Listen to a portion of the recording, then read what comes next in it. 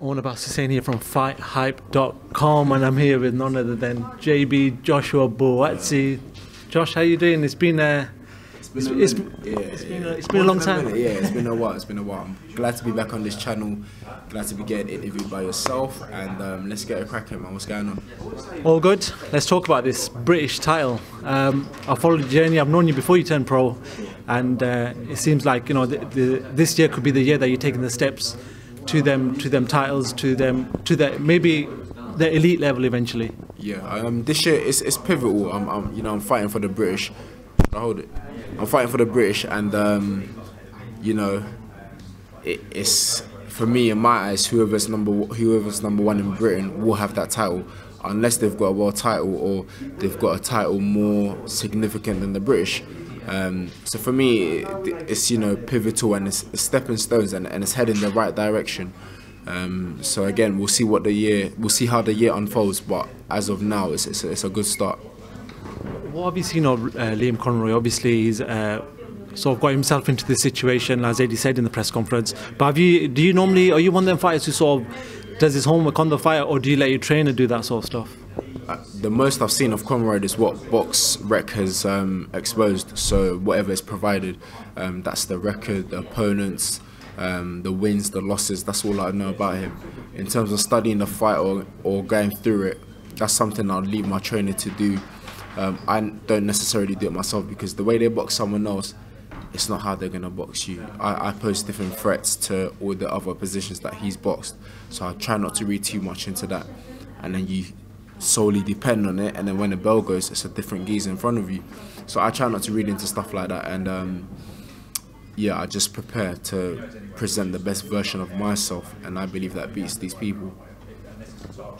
Obviously, like Paul just alluded to, then we're going to have to ask you about Anthony Yarde. And it's not the reason why, it's not a question that just comes up, it's a reason, there's a reason behind it. He seems to be on the up, you're on the up as well. And I was chatting to him, and he was like, things are aligning in the sense that you're a Nike athlete, he's an Adidas athlete. Things are sort of falling the sort of way for you guys to meet. When do you anticipate that fight to take place? Because he's saying, from when I spoke to him, which was a couple of weeks ago, was maybe let it build and it'll be a big fight, but can understand why you want to take it now as well. I've got the same answer. It can be built more, and we'll both benefit from it more. In terms of a date, I couldn't tell you anything. The only date I could give you now is March 23rd. Any other date as to who I'd fight and when I'd fight them, I couldn't give. So like he said, it can build and stuff like that. Do you know what I mean? And I'm sure when the time's right, it will happen. He seems to be targeting Kovalev. Did you watch Kovalev this weekend? I missed that fight, unfortunately. Yeah.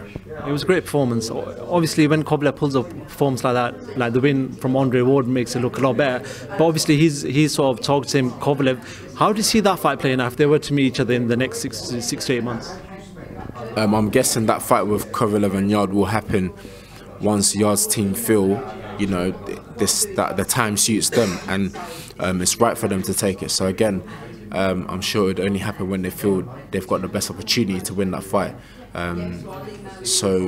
Thinking like that, it's only going to happen when they're ready, and when they think they've got the most chance to beat Kovalev. So we just have to wait and see when they pick, or if it ever does happen. Obviously, you're British, but you're also Ghanaian. Watched Richard Commey this weekend become a champion as well. What did you make of his sort of performance? Did you watch his performance, him become a world champion? I saw a glimpse of the performance, but that's besides the point. The point is, Ghana again has produced another world champion, a newly crowned king in the form of Richard Commey.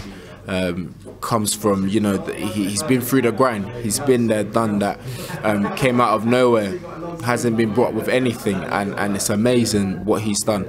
It's inspirational. You see people that have come from places like that, and this is what they've achieved, and hats off to him. And my biggest, I couldn't give him enough credit for what he's done and what he's achieved.